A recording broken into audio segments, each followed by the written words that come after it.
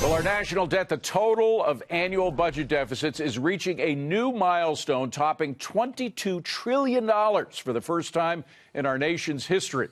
So how concerned should we be about the impact of this? What do you think? Well, David, look, this is not a pretty number. I'm not going to sugarcoat it. You just put up the debt clock, and the numbers, other than being fun to watch, are scary. But nobody's going to stop buying our U.S. debt here. I mean, we're the world's biggest spender, for now, the world's biggest economy, and we're the world's reserve currency. So there's a demand for our debt out there. People don't want to stop, say, lending to us so that we stop our economic activity. So, yes, I do believe that Democrats and Republicans need to get some of the spending under wraps. But to be concerned about a number as far as $22 trillion to say, OK, this is it, kids, the party's over, I don't think so. Short term, this is definitely not a crisis. We're going to borrow $1 trillion over the next year. We're going to pay less than 3% interest on that money. I can't even borrow $1 million at 3%. I asked Steve just earlier. He turned me down. So the fact that rates I'll give it to you for two, Jack. You misheard me. 3% a week. Oh, there he is. The fact that rates are low. Now, long term, we're already past the point. We're not paying this money back. Come on. We're going in a hole further, $1 trillion a year. We're going to have to inflate this debt away over the long term. Right now, inflation remains low, and so are rates. But we've got some bad news coming out today. U.S. tax revenues for the calendar year 2018, not the fiscal year, but for the calendar year, actually fell, and the deficit's widening. So with that and the fact that we're hitting this milestone, Steve, don't you think that that's going to be blamed on Trump and potentially an issue that's going to affect the ability to do further tax cuts and maybe even get some tax hikes? Well, the reason the economy did as well as it did last year was, because of the tax cuts and deregulation. What happened last year as the year went on? We had a tax increase. It's called tariffs. Tariffs are sales taxes. It wasn't just the amount itself. The uncertainty it created about investment, which is why the fourth quarter went down a little bit in terms of growth. I think that issue is going to be resolved in the next couple of months. You already see good signs of that already.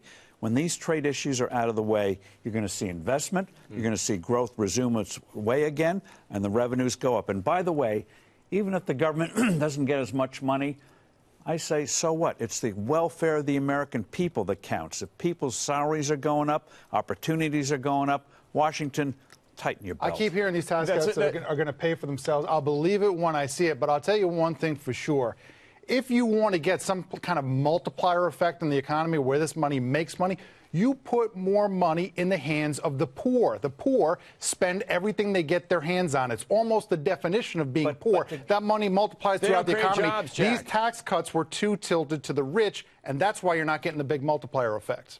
The bottom Jack, line is if you don't have investment, you don't get economic growth. And so the poor hurt the most on that. And that's why in terms of a tax cut, round two, when we eventually get one, should be on the personal side, including payroll tax cuts. So with the flat tax, payroll tax cut, I've got a program for that, David. Flat tax.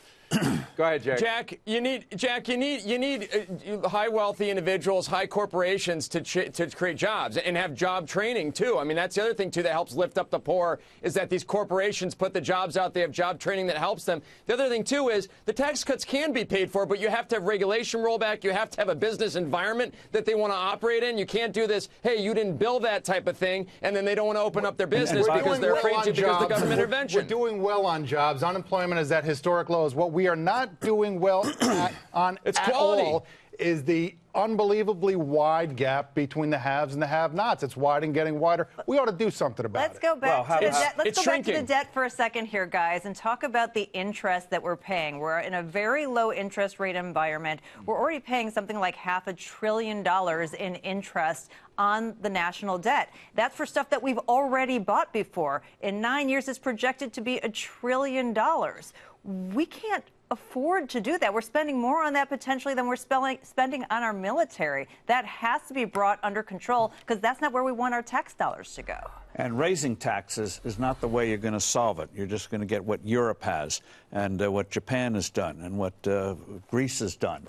And so you get economic growth, a little bit of spending restraint, and positive entitlement reform. A lot of spending restraint, Steve. We have to have a lot of spending restraint so that we can stop the bleeding. The amazing thing is with a sound dollar, you get 4% growth, by golly, over time, that is a miracle in terms of compound revenue growth. We saw it in the 80s. One thing that's definitely growing is the debt. By the way, it doubled under George Bush. It doubled under President Obama. If it doubles this time, it's going to be $40 trillion in 6 years. I don't think we can afford that.